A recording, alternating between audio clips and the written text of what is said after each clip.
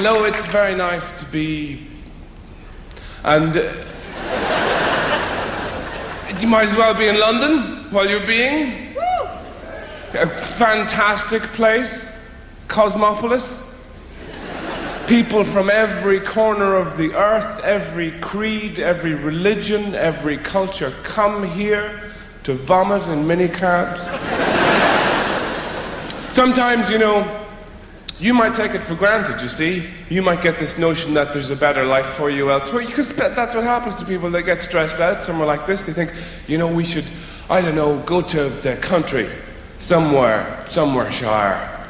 It's a very bad idea. I grew up in the country. You don't want to go there. You've got everything here. You're not going to realize your dreams somewhere else. You can do it all here. You can be trapped in traffic in Tufnell Park for 20 years and you'll never have that experience anywhere else. You don't want to go to the country anyway. Most of you know nothing about it. You talk about it all the time, you read about it in Sunday supplements. You're never going to go. Why would you go? It's a disgusting place. It's always wet, even when it's dry. And there's nothing there. Farmers aren't really people. You know this. They're just necessary. We need somebody to kill cows. Cows are supposed to be killed, en masse as well. I have a certain, very limited sympathy with vegetarians. You know, I don't mind if you're vegetarian because you had an accident or something years ago. You fell down some steps and now you can't chew properly. I don't mind that. But, well, I'm vegetarian on principle stuff is wrong. You're supposed to eat the cows.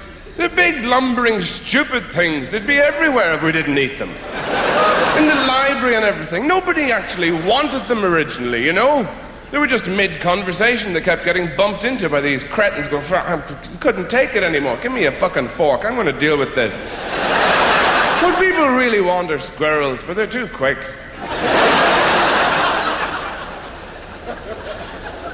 Don't go to the country. When is the last time you spoke to somebody from the country? Would you ever have a conversation with these people? What did you do today? I had some soup. Oh, for fuck's sake, give me a... Please, give me a cappuccino before I pass out. I need a mugger.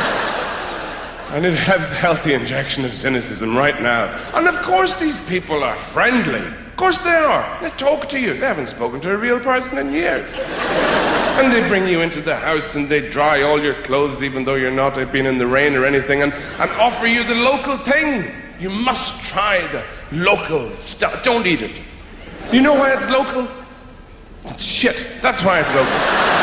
You eat it, you'll turn into one of them, you go red, you start spouting bigotry and eating tweed with lamb fat dribbling down your chin. Don't go near any of that stuff. People say, I'm going to go, it'll be great, we'll have a solar panel toilet, we'll get the whole family thatched. Rubbish. And then you get these articles about how unhealthy modern life is in a city. You know, you get mobile phone tumors, far more likely in the city. Well, you know what, so is everything else, including sex, coffee, and conversations.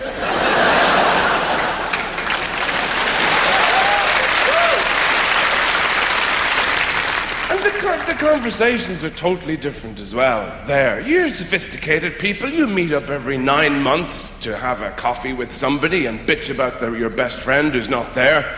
I hate them more than you do. Here they come. Hi, how are you? Do you want a Nimbicino? And in the countryside, because there's nothing to do, you know what people do there? They go to each other's houses, they come to your house and drink tea all fucking day. They crawl for 12 miles to come and drink tea. Because there's nothing else to do. And what people do there, it has its own kind of native hostility, you know. They bring out all the food in the house and put it in front of that person and say, there, eat that.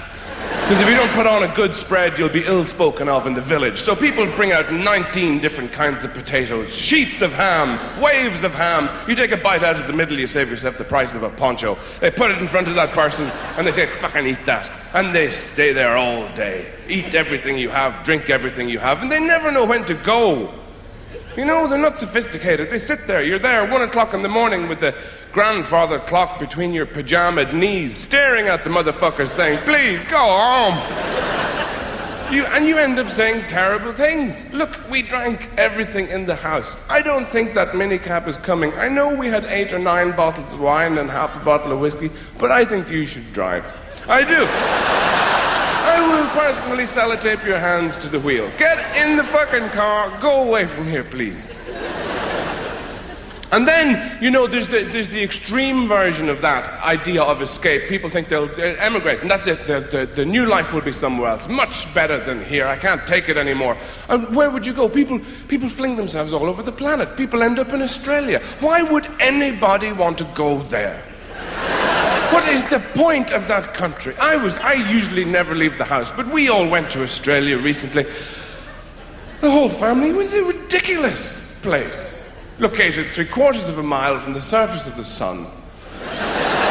People audibly crackling as they walk past you on the street. That's why they all barbecue. You don't need to cook somewhere like that. You just bring the shit out, fling it on a grill, and it bursts into flames. It's not supposed to be inhabited, and when they're not doing that, frying themselves outside, they all fling themselves into the sea, which is inhabited almost exclusively by things designed to kill you. Sharks, jellyfish, swimming knives, they're all in there.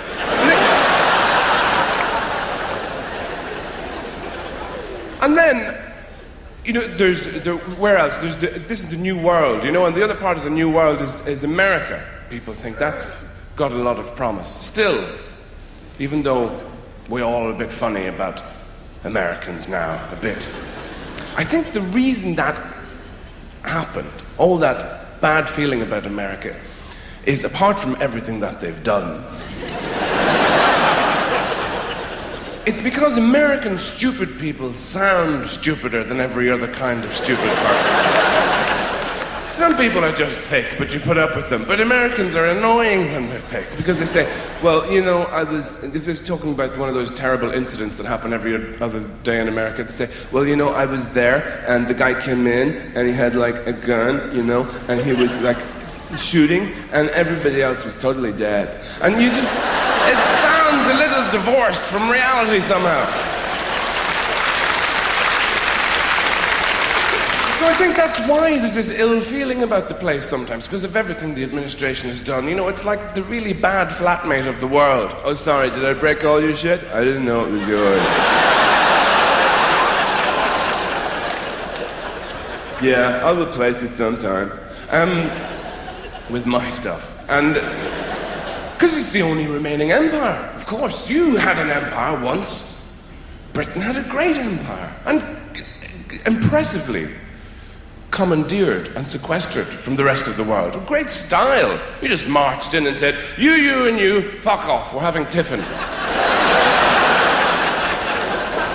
And everybody sort of went, oh, right, I'm going to be off now, that's fine. And it took centuries for people to go, hang on a minute, we live here. The American style is totally different, far more insidious. This empire is run on a totally different basis. What America does is it has a nosy in some place, some war-torn, fucked-up place, and that looks for oil or chocolate or whatever it wants.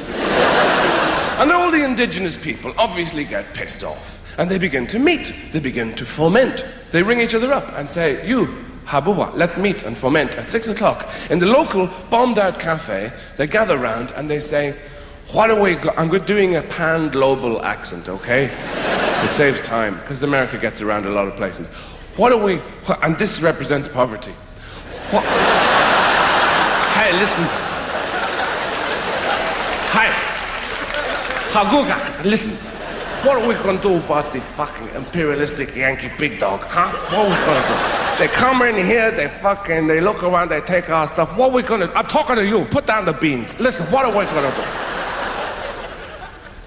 It's kind of Al Pacino from China via Brooklyn. But and then what America does, while these people are talking, it very, very gradually builds a Starbucks around them. And then they all become addicted to latte and they lose the will to rebel. And then they turn into Americans. After a couple of weeks, the kind of people who come up to me and say, hi, I'm Irish. My grandmother was an O'Flaherty, did you know her? I always say, yes, I did. But then again, everybody did. Now that's a particular kind of American, obviously, the kind of Americans you see in Europe, who often, for some reason, seem to be very generously proportioned. And you see them in museums, blocking up the exhibits, going, what is this? Can we eat it? Where are we? Can we pee? Where are we?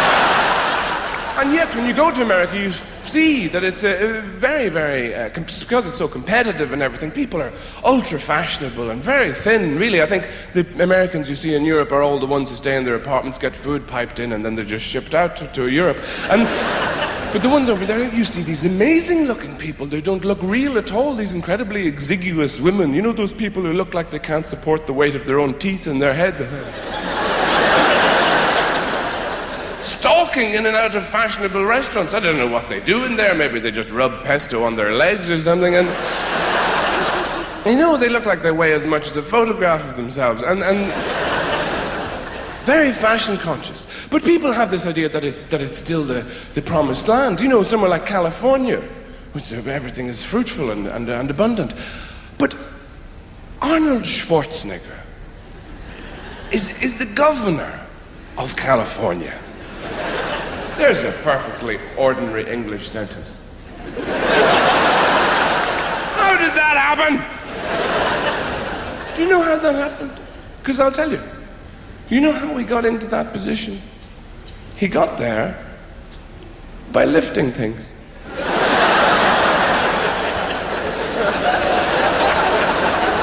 Now you and me, we avoid lifting things.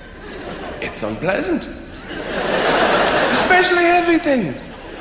Even a 5-year-old child knows this. They go, huh? No, fuck it, no. I'm going to put Lego up my arse. I'm not doing that, no. He took a different approach. He lifted the heavy, and you know, you lift something when you have to. Piano falls on Granny. You lift the piano. Because Granny has mixed feelings about the whole situation. Sunday lunch continues. He didn't do any of that. He went right over to the heavy thing and lifted it and put it back down and didn't move it anywhere.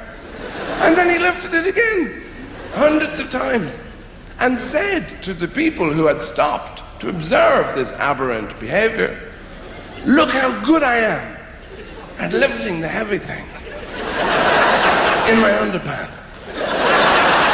Now that sounds a little dim. But it was they who said, you're the man. You're the one we want to deal with immigration and water rates and taxes and all that kind of shit. Now, wait. What we need to know is, how bad was his predecessor at that job? You know, this must have been somebody who came to work covered in children's blood every morning. He drives one of these vehicles, you know these things, they're called Hummers, you know? It's like a big four-wheel drive thing. Huge. How small does your cock have to be to make you walk into a car showroom and say, listen, I need something the size of a school so people know I'm around? As if driving wasn't already aggressive enough. You see people behind the wheels of these things. They change, you know, in those big built-up vehicles. You have them here in London, you know, because it's difficult. Obviously, the coffee is on one side of the street and you have to get your newspaper from the other. It's tough, I know. And people change to get behind the wheel of those things. They lose the ability to distinguish between an empty packet of crisps and your children. And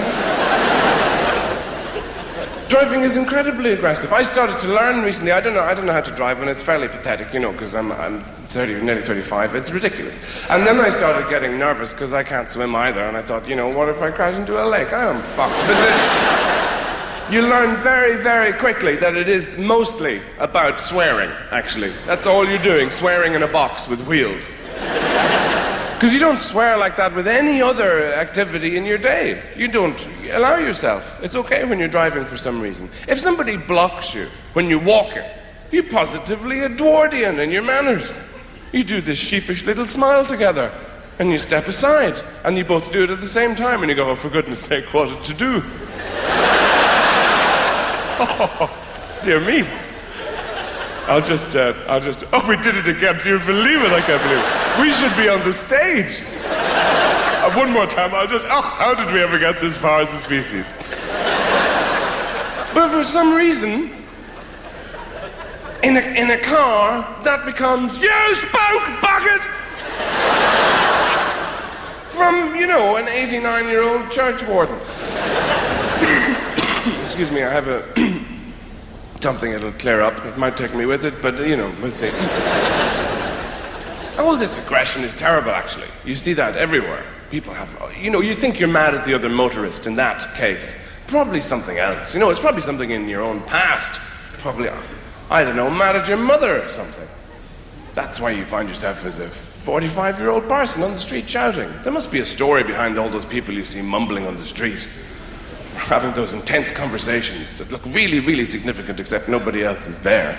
And you're probably mad at something. I don't, because everybody remembers you would be alone in the kitchen, and twilight would be dwindling, and you could hear the far-off cries of the other children playing nearby, and you'd be alone in the kitchen because it was your special treat time where the jelly would come out just for you, and your mother would appear at your side, just this vision of Laura Ashley print dress smelling of magnolias and biscuits, and put the jelly in front of you, and you would pull your chair in, and then the old-fashioned bar of ice cream would come down, the one that had to be cut with a bread knife before the two sides were flanked with wafers. And you would lift your little spoon up excitedly to press it in and winkle out that first divot of black jelly. And then the cage would come down.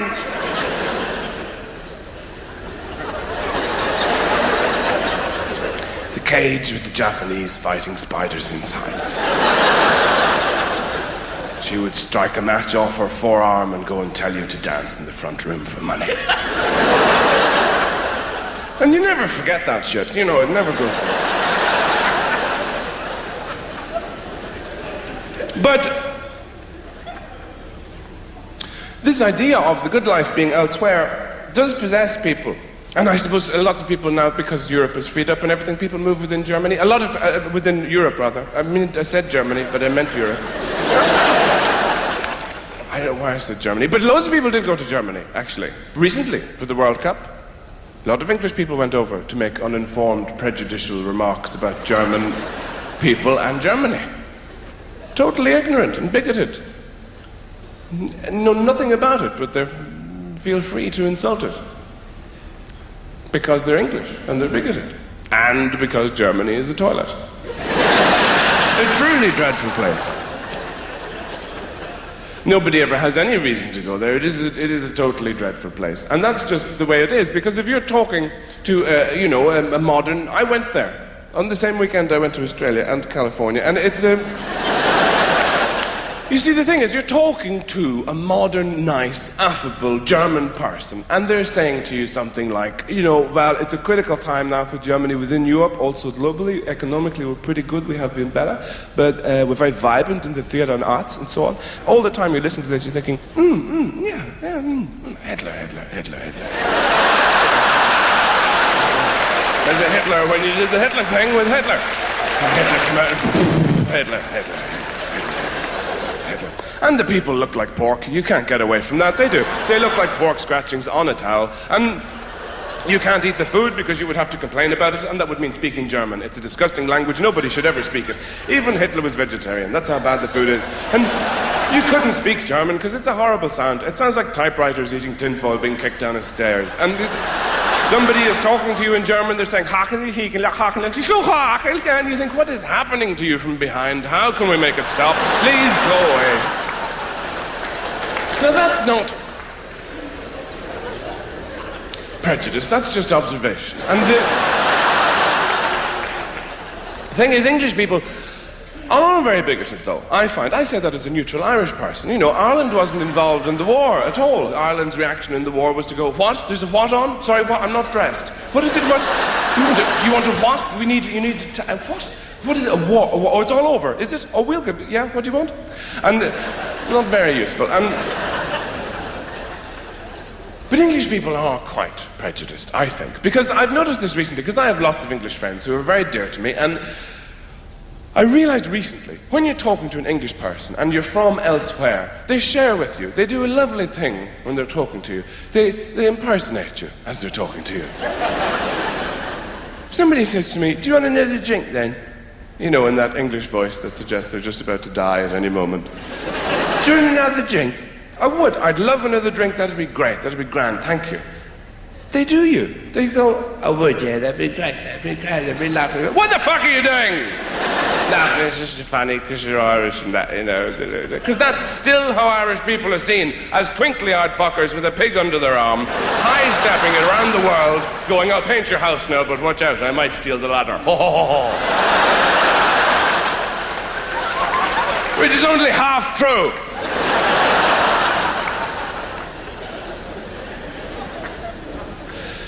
The thing is, though, that Irish people are just far more emotional. We include emotion in our culture. You're talking to an English person, you don't know if they've recently died or just got married. Because of that English smile. "Hello, hello. Looks like you have a rotten oyster under your tongue. Hello, good morning, don't touch me, stay away. How are you? Hello." And either that, or when emotion does appear, it's violent. They come and play football with you and rip the shit out of the stadium and eat the chairs. Whereas somewhere like Ireland, it's more hot-blooded, there's drama included in the fabric of every day. It's there every moment. People wake up going, "Oh God! What time is it? It's 6 minutes to 9. Is it? I thought it was only 7 minutes to. We're all fucked. What's the weather like? Don't tell me, I can't bear to hear. I'll look myself. Ah! It's fierce mild.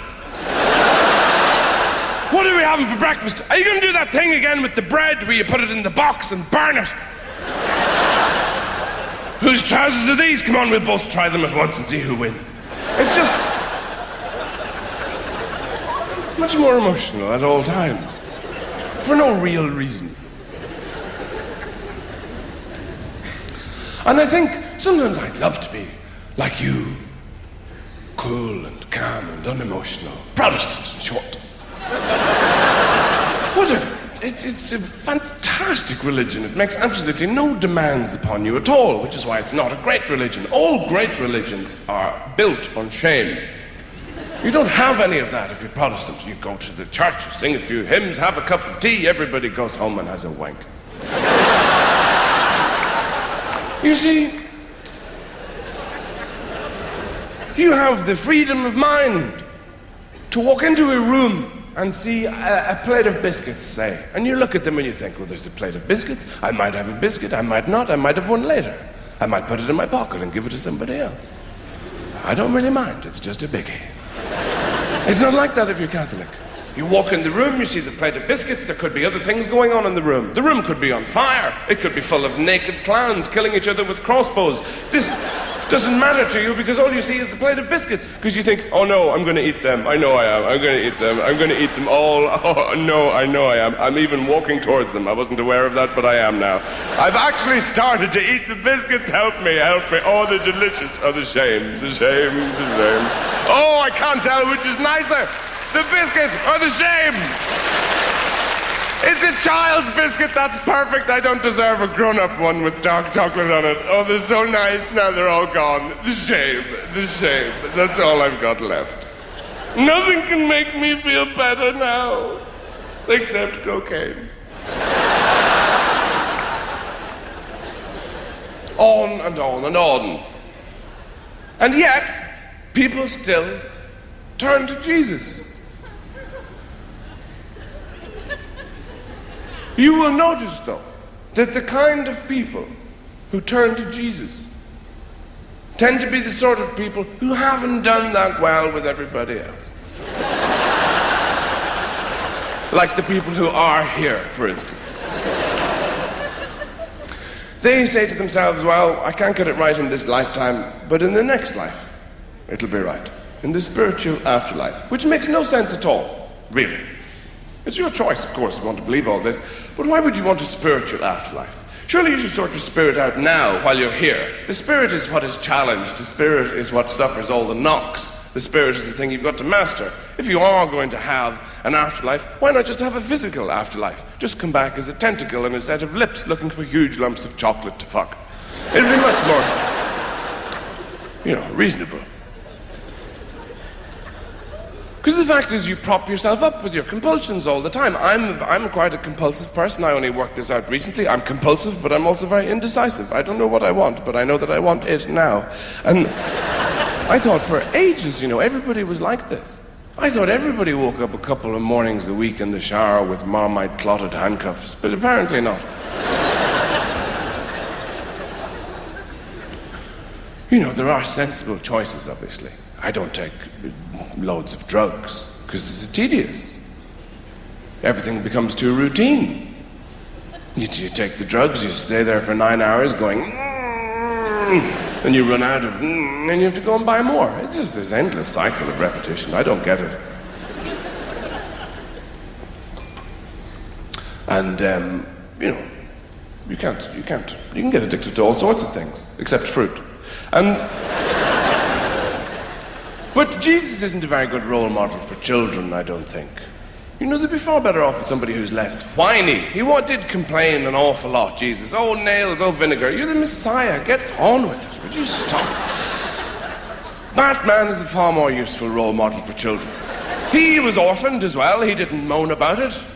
He went to Tibet and did press-ups and things with Bunsen burners and came back and put on the ears and got up on the roof ready for anything, dealing with his own personal issues. Jesus moaned all the time. You'll see this in the pictures, pointing outside of the picture. In all the Catholic iconography, pointing, I want that one. What's he got? He's got cream on his. I want that. What is that? Or blaming people. It was him. He hurt my feelings. But, anyway. Now, I meant to talk about something else earlier on, and I forgot what it was. I've remembered what it is again, but I've also forgotten. And that's really what adulthood is like most of the time. You spend a lot of time walking back to the room to get the thing that you left the room so that you would go and use it somewhere else, and on your way back to the room to get the thing, you forget not only what it is, but what room it was in, and you're faced with the people who love you looking at you going, what do you want? Why are you here? And you go, I don't know. You spend an awful lot of time like that. And children aren't like that, which is why they look so young, because they always have a sense of style and purpose. When they're walking around, they have a very definite purpose. They're walking and walking, and it's a great walk as well. It's not an adult sort of bemused shuffle. It's that, I'm going over here. You say, why are you going over there? Because I have a harmonica. What are you doing with a harmonica? I'm going to put it in the toilet. And why are you doing that? Enough questions. Goodbye. Because children express themselves. That's how they look young and vibrant and alive, and why we all envy them. The child, the children can be incredibly difficult to understand when you're grown up. You forget that you were a child. Something simple like a child going to bed. You say bedtime, bedtime, bedtime. That's not what the child hears. What the child hears is lie down in the dark. For hours. And don't move. I'm locking the door now. So the child has trouble with that, so of course you make a concession. You read a fairy tale or something, all the wisdom of the world compacted into a little story. And you say there was a little girl lost many, many miles from home, walking through the woods, late at night with the creatures all hooting and howling in the bushes around her, stepping over the roots of trees. And she came to the old sty and began to climb it, but it broke, you see. It broke and she fell down. But then when she got herself up, she was all right, and you could see the lights at home. And she began to walk towards home, and then a thing ate her. Good night. Night-night. You probably sent the child to bed because you were just tired talking to the child, because the child asks you questions. You see, and this is one of the great things about having a child. You look forward to teaching this child about the world and how it works. But the children they're like children, but they're bigger and they're webbed. They're not really interested in your views on the world. They have their own questions. What is the name of the spaces in between the bits that stick out on a comb? I don't know. I'm not sure. Well, what do you call the place underneath the kettle? I don't know! Bedtime.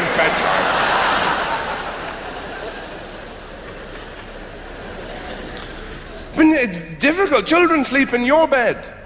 This is part of having children. It's very important for a child's development to sleep in the grown-up's bed because their bones are growing in particular directions. You see, what happens is children are actually very sophisticated. They sleep in your bed for a reason. The child is born, it takes a look around, it thinks, well, this isn't quite what I'd hoped for. These people are idiots. I wouldn't have painted the house like this at all. But I've got to make the best of it. So I've got to maximize my resources. So the key thing is to stop these people having any more children. So children get urine samples sent through the post and sprinkle it on their beds. They're busy people, they don't have time to pee the beds themselves. And then they crawl into your bed. And because their bones are growing and everything, they can only sleep in certain positions, obviously. The crucifix and the swastika tend to be the most popular. Sometimes a combination of the two. But the thing that really relaxes a child is to have the big toenails lodged squarely in your respective genitalia. That ensures a blissful night's slumber. Then the sexual kidnapping is complete. No touchy-touchy, no kissy-kissy. You two need lots of sleep. I have many questions for tomorrow. Very important.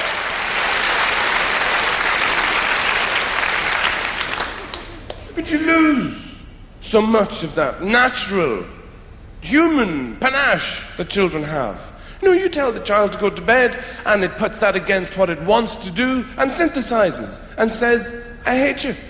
I really hate you. As they're scratching their arse with a toy elephant. Now, if you could retain that sense of self in your adult life, you'd have a totally different experience. At work, telling your boss, I hate you. I'm scratching you. I really do. Every day is the same fucking shit. I don't know why I keep coming back. Difficult to keep a hold of, though. That's why adults are confused a lot of the time. Adults are terribly confused, messed up people. That's because they forget, really. They don't have to pretend all the time. Really, the fact is, you're not an adult at all. You're just a tall child holding a beer. Having a conversation you don't understand. The Middle East, yeah, I know, it was really bad. Yeah, I wouldn't have done that, yeah. Hysterectomy, very painful. The shoulder is a very painful area. Being intimidated. I get intimidated by men, by other men. You know, we were talking about the driving lessons, other guys talking in pubs about machines and cars. There's a whole culture of that. They're talking about the granambulator on their whinny whacks of their car, and then they turn to me and go, what kind of car have you got? I go, I don't know, but when I get one, it's going to be a blue one. Men are always intimidating one another, competing with one another. They're more aggressive, I suppose. They did this study, actually, in the University of Chicago, with women, and they worked out that the women are incredibly good at reading male faces. You know, there's two types apparently. There's a kind of round, soft, sensitive-faced person who's a good person to have around and is good for you, good for a family, gentle and caring and can empathize. And then there's the other type, which is more kind of stronger jawed, more masculine looking, smaller eyes. You know, King Kong is what we're talking about here. And this, interestingly, this was the kind of male favored by women for what was called in the study brief relationships. What the fuck is that? One where you don't have to roll your tights down the whole way. What is a brief relationship exactly? No, I'm talking about all this, obviously. I'm talking about children and all that kind of, you know, and jobs, mentioning these things to pretend to you that I have an ordinary life. And this is because I'm relating to you, and you're ordinary people, looking up at me with a mixture of awe, envy, and lust. And the thing is, my life is very different. I can't pretend it's not. You know, when you go to work in the morning and you're going to the newsagent and everything to get your lunch of crisps and fags or stones or whatever it is you people live on, you know, it's a long time since I was lived in a house or ate food. You see all these magazines, because of the times we live in now, the culture, you know, this celebrity stuff, this wall of dreams behind you with, you know, Brad and Angelina and me and everybody else up there looking down on you, making you feel even more ordinary. But what you forget is that we all want to be you. We all want to have, 2.3 children and live in a house where nobody speaks to one another and work in a building society or something. We lie awake at night, tossing and turning, masturbating with both hands, with boutique chocolates falling out of our mouths, wishing we could be you living somewhere like Willesden. And it's doubly difficult for me, because I'm an Irish celebrity. That's a very hard gig, because not many people do it. There aren't very many of them, and none of them are cool. You look at Geldof or Bono or anything, they can't do cool. You put, Bowie or Lou Reed on the cover of Time magazine, of course they look cool, because they can do all that stuff, all those looks. The ones that say, I don't even know you're there, but if I did, I'd ignore you. I'm having people flown in from other galaxies just to come and scratch me. You can't do that if you're Irish, because you have the face, and an Irish face always looks like it's been told two very important pieces of information at the same time. At one shoulder, somebody's just run up and said, you've just won 100,000,000 pounds and loads of stuff. And at the other shoulder, somebody's just whispered in their ear, but you only have 3 minutes to live. That's why everybody looks like this.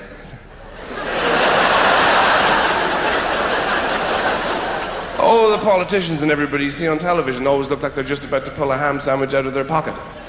And it doesn't actually belong to them. Ladies and gentlemen, that is the first bit. I'm going to go away and I'll see you in a little... Right, thank you. Bye.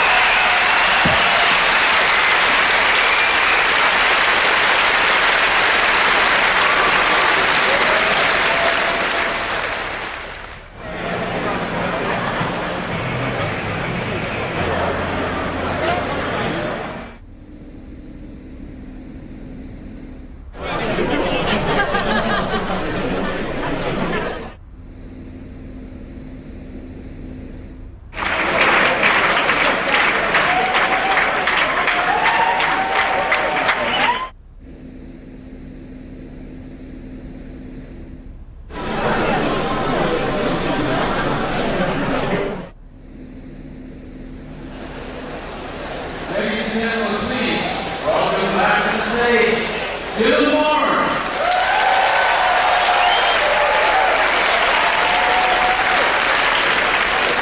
You the man! That's right. Thank you for sharing. Now, what's that? I appreciate everything you've done.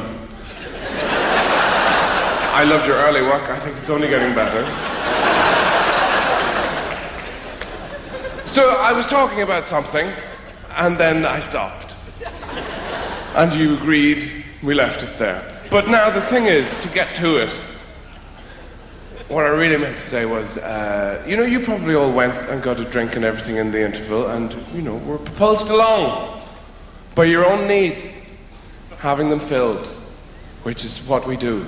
Some people are taking pictures on phones. I don't know why people do that.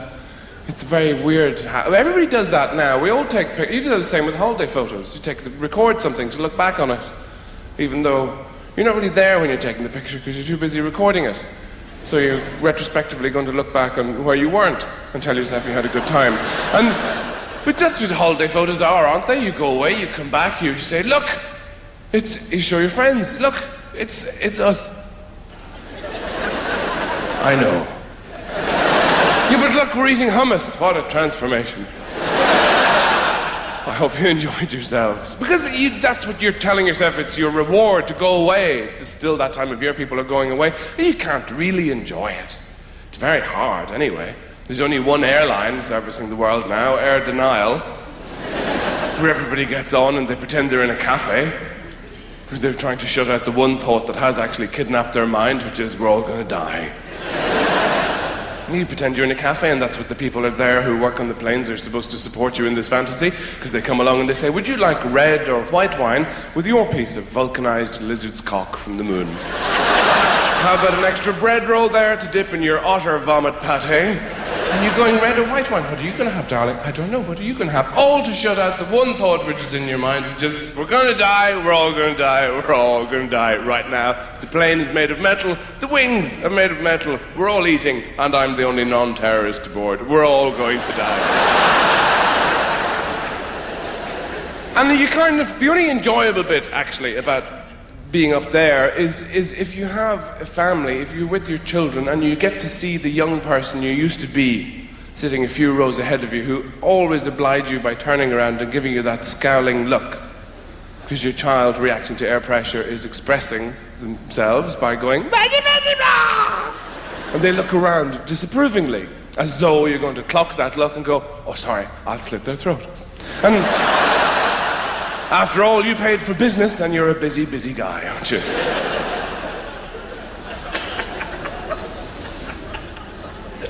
You kind of prop yourself up with all those things, you know, holidays and stuff, especially in this part of the world. When people get depressed here, they don't really handle it very well. In other cultures, they do something useful. You know, they have a rain dance or they throw stones at one another or something.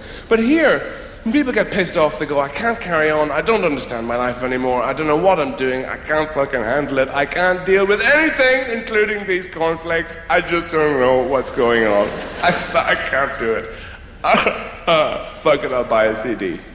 I'll get a CD and a jacket, fuck everybody. But because you're out of your mind, not feeling well, you go and you buy stuff you didn't really want anyway. You know, the Ecuadorian women's folk choir doing the songs of Kenny Rogers. And you bring it back, some canary yellow jacket with purple buttons up the front, and you look at this and you think, what is this shit? What was I thinking? So you take it to a charity shop. That generally is the extent of our charity. We give away all the shit we never needed or wanted in the first place. And that's why charity shops themselves have that incredible funk of depression. The layered smell, and all the women who work in there are 103. And they were 20 when they turned up for work that morning. They just aged in the smell. Presumably, as well, there are people going into those shops as well who think, when they look at the stuff, they go, look, that mirror in the shape of a cello covered in seashells is a fucking bargain. Do you have any more of those? Do you? I need about 10.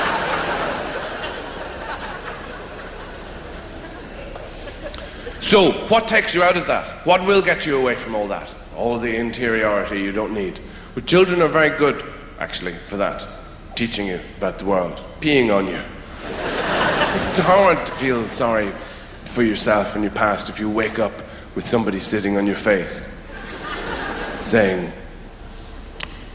I'm hungry.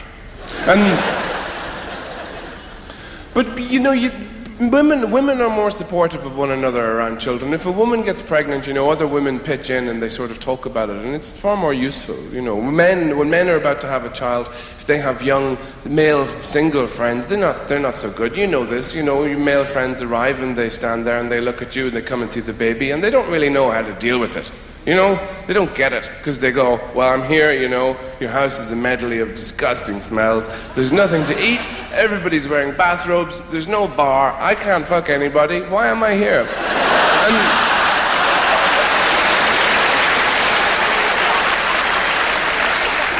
And women tend to be more mature. You know, men look at breasts the way women look at babies. Oh, isn't that lovely? And if a woman gets pregnant, all the women she's ever met in her whole life will appear from all corners of the earth to support her by telling her horror stories of all the pregnancies they've ever heard about. It's fantastic what you're doing. I love the way you're handling this. It won't be like what happened to Michelle. What? What happened to Michelle? Oh, did I say Michelle? I didn't mean to mention that. I'm sorry. Don't worry. She was a fool. She ate vegetables and drank water. The baby came out her ear. You'll be fine. You'll be absolutely fine. Nothing will happen to you. She can't sit down now. Nobody in the family talks to one another. You'll be fine. Don't worry about it.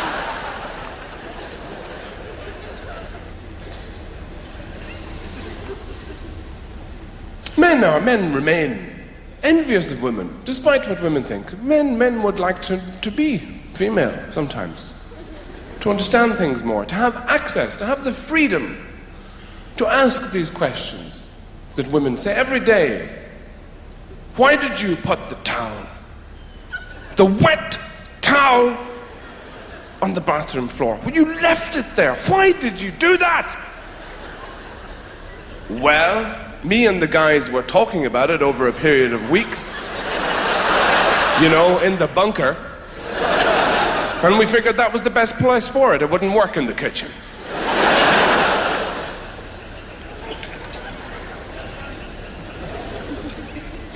The questions that everybody asks now are the questions that everybody has always asked about each other. You know, you still hear all this stuff, what do women want? As though it's really mysterious, as though it's a big deal.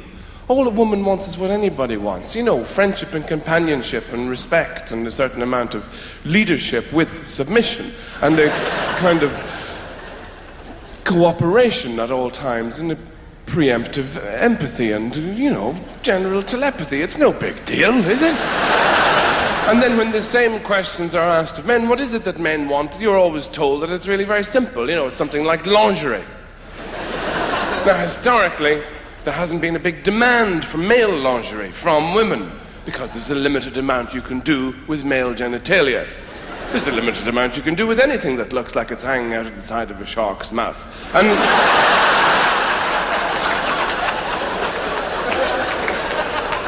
it doesn't really matter if you put a velvet gown around it, it's not going to do the trick.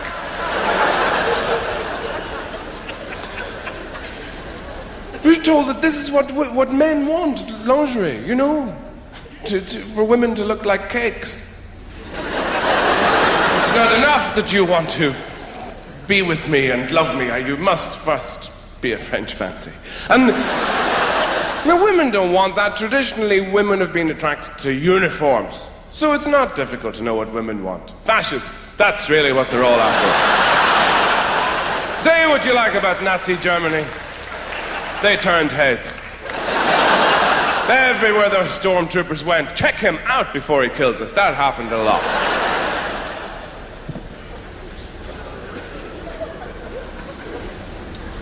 But sometimes I think it passes through the mind of heterosexual people that it might be easier to be gay. Because obviously, you know, there's apparently less responsibilities outside yourself. That's how it would appear sometimes. And also, you know, if you're straight and you're pissed off or stressed out, what do you do, really? You know, you have an extra piece of cake or a couple of drinks you shouldn't really have. If you're gay, you can go to a toilet and fuck a stranger. Now that has got to work some of the kinks out, hasn't it? Afterwards you must think, yeah, I can deal with my emails now.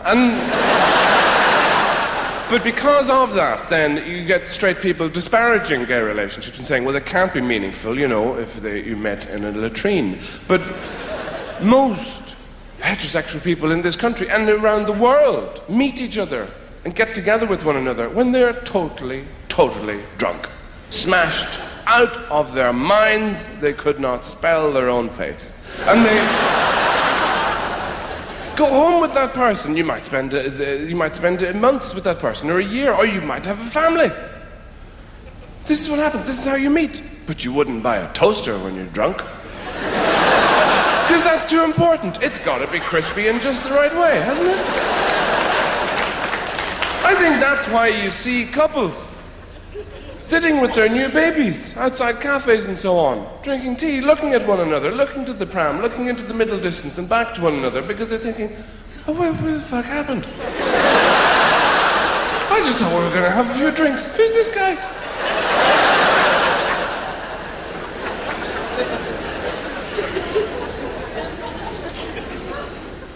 And love is incredibly mysterious, as you know.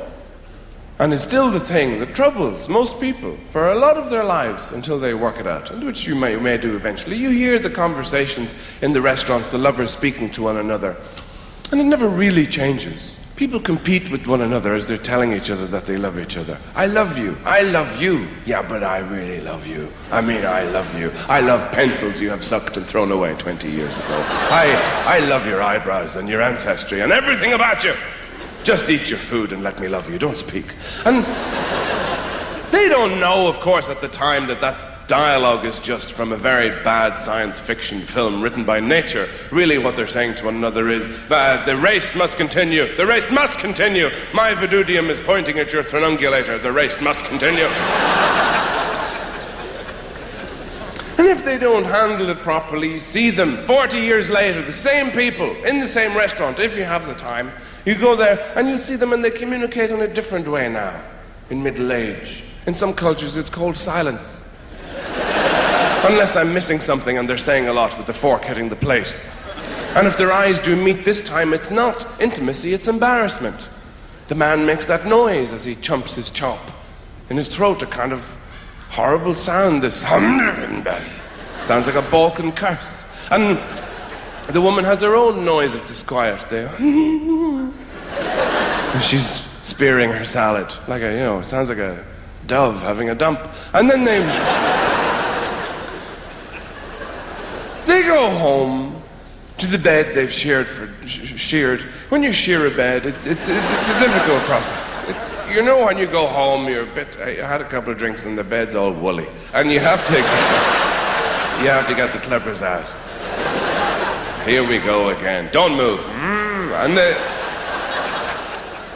when they've sheared the bed, they share it.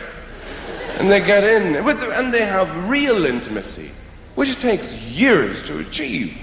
You're not going to get it with somebody you don't know very well. Not that there really is such a thing as casual sex. What is that? What is that supposed to be? It's never really casual. You always have to turn up. And it's never casual unless you're both wearing Sherlock Holmes hats or something and you're covered in crisps. One of you's eating an omelette, the other one's doing a crossword. Then it's kind of casual.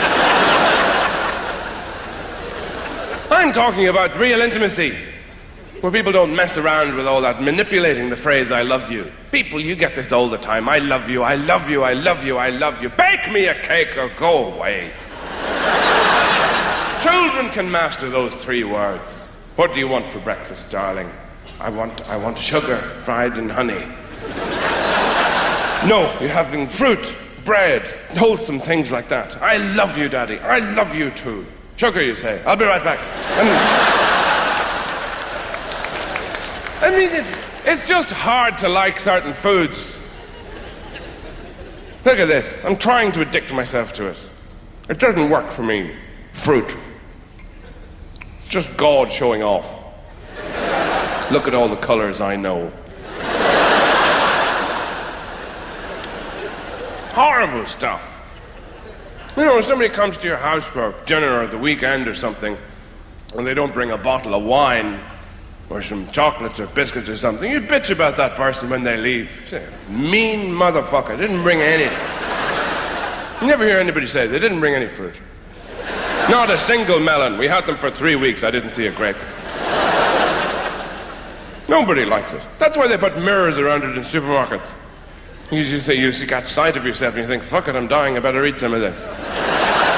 They don't do that with the eclairs, do they? Terrible. You have one. Confirm that it's awful. It's got stones and things in it. What is the point? What was I saying? I had no idea what I was saying. What was I saying? It doesn't matter.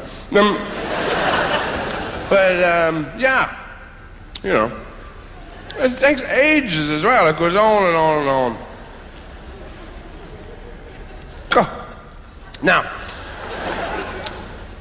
so the other thing, I don't know.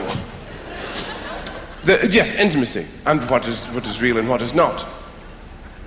And I suppose the conditions have to be right, of course, for love to happen.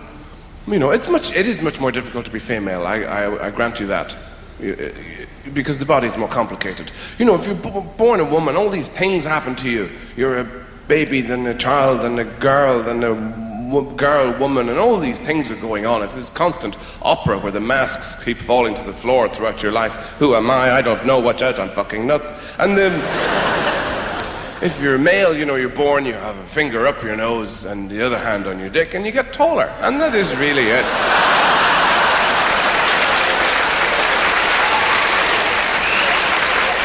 it's fairly amazing to think of the ludicrous taboos that persist amongst us informed, intelligent, able people, just from biology. For all these years, it is still a difficult thing to talk about menstruation with a woman if you're male. And you find this out as a young man very quickly.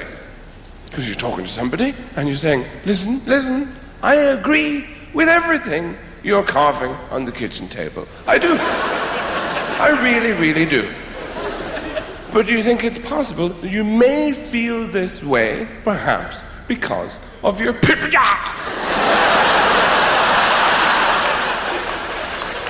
That first high kick to the thorax generally does the trick. If you address the subject at all thereafter, it's always in the most feeble way. You go, yes, I know. Yes. Have you seen the moon? You don't.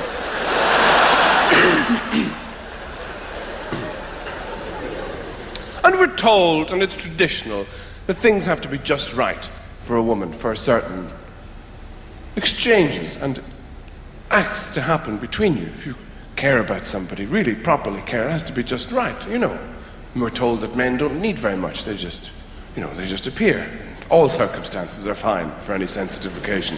Whereas with women, things have to be right. You know, people are saying, I love you all the time to reassure one another. I love you, I love you, I love you. In bed, as they're making love, I love you, I love you. Why have you got ham in your bed? This is what women say. Why? I don't know. It's there. Are you hungry? Are you hungry? You're not hungry? You might be hungry later. I don't know, but it's there. I'm prepared. And what is the noise? There's noise downstairs. It's nothing. It's my flatmate. Forget it. He won't hear anything. I'll tell him everything later. Anyway, don't worry about it. No, we must have music. All right. Christ, I love you. I love you. Now, there. Not Wagner. I feel like I'm being invaded. Oh, God, what's the point? You're just lying there anyway. You've taken all the lingerie up. This is too easy. Can't you hide under the bed and send up a flare or something? This has to be a game for me. All these games.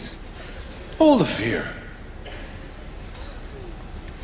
Very difficult to tell some people you love them, of course. Very difficult to tell your father you love him. If you're a man, I love your dad. Oh, yeah. Oh, yeah. You okay for money? I'm very good for money. I just want to tell you that I love you. Oh, yeah. I'll tell your mother. You know, it's a difficult thing. So these people talking in the restaurant, maybe about what they don't really understand, we'll find out later with everything that happens to them. And when they go to bed at night, years and years later, they do achieve a kind of real intimacy, where you have to know somebody very well to be able to say, I hate the way you breathe. Why do you breathe like that? It sounds like it's coming through your fucking forehead. I haven't slept in 35 years. Do you have any idea how fat you actually are? Do you have any fucking idea? No, you don't, do you? Because your little face is an island trapped in a sea of flab.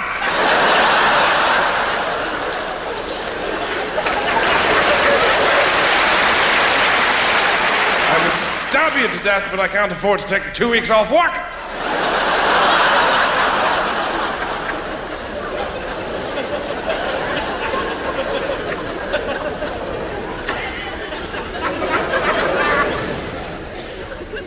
Nothing that can't be sorted out by a nice cup of tea.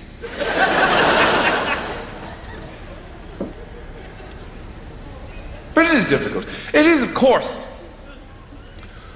the people who love you, who know you, who can wound you. That is the terrible vulnerability. These people know how you work.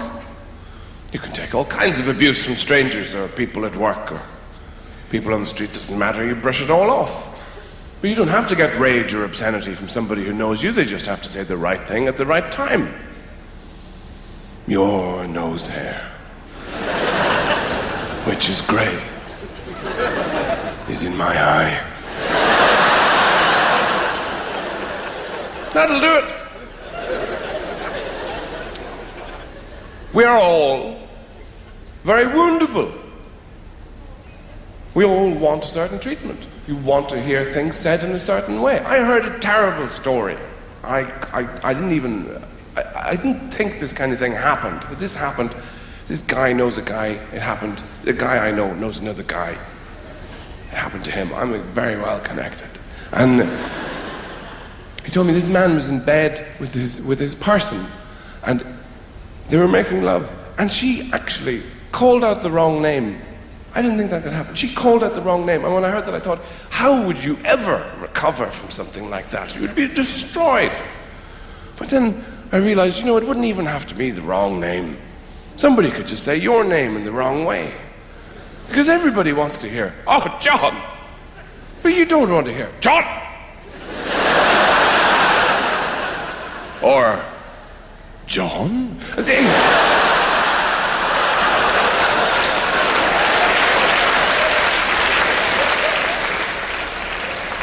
Well, the very worst. Like, patronizing, comforting one. Oh, John, you do. These things can change a life. Ladies and gentlemen, that is all for me. Thank you very much for coming. I've enjoyed talking to you. Good night.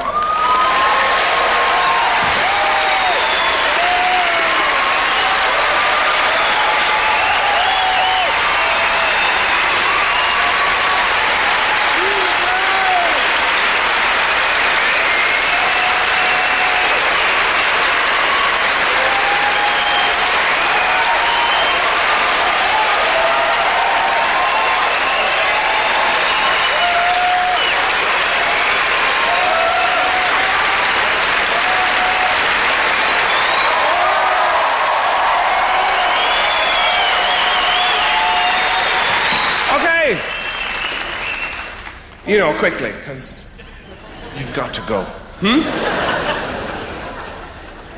Listen, the thing is, you will get to a certain point in your lives. You get older, You may have read about it. And people don't age well in this country.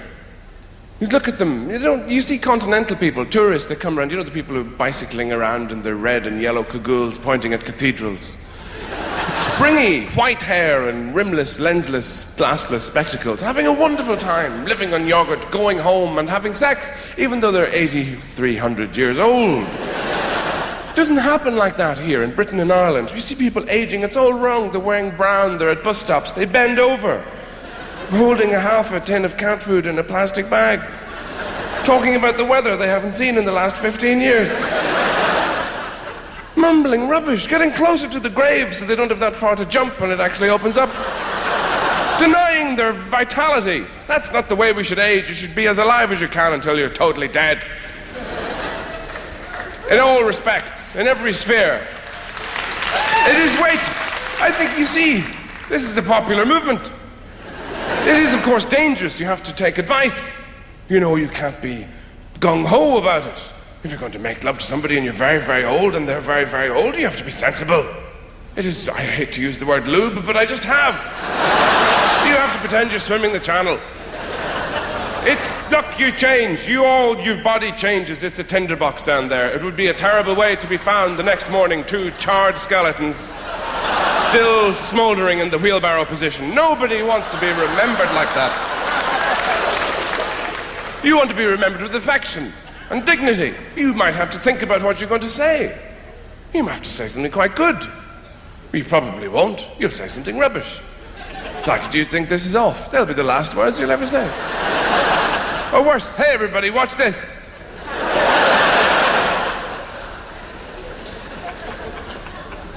But before you do, it's great if you can meet the other person you're supposed to share this mystery with. And when that happens, I think. People know when it happens to them. Because you often meet that person at a particular time in your life, sometimes when you're young and poor. When you're living in a room, but you both live in rooms where you have all your shit because you're poor. And it's lit by candlelight. And you climb the stairs to that person's room, they've been to yours, now you're going to theirs. It's serious. And you're standing opposite that person, and there is a moment where you realize you're not looking at an expression of fleeting lust or some sort of passing of the time, in the surrounding befuddlement, where you're actually, you know each other, you want to be together. And you realize it, and it's an amazing moment when The other person's actually taking their clothes off in front of you, smiling from the very middle of themselves at you, saying, I want to be with you. And you looking at them with their bare shoulders all shimmering in this roseate candlelight. And you realize this is the person for you. And then the cage comes down! And your mother jumps from the wardrobe with a cigarillo pointing out of the corner of her mouth. And you kill her with a trowel. Ladies and gentlemen, thank you for coming. Good night.